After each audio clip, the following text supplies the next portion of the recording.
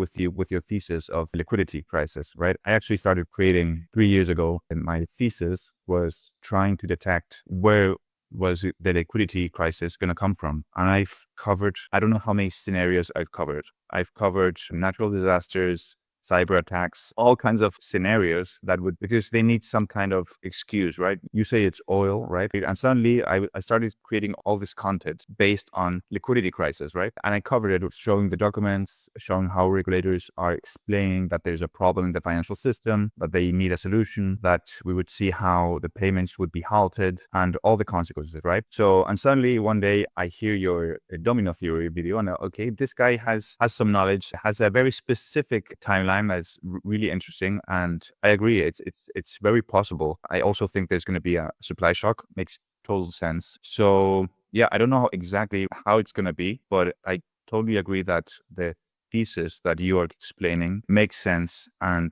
I definitely think they need an excuse to say, hey, what just happened wasn't our fault. We need some kind of political tension, geopolitical event, some kind of excuse to cover the fact that the financial system is broken, that the way of solving it is going to T+0 and making settlement instant.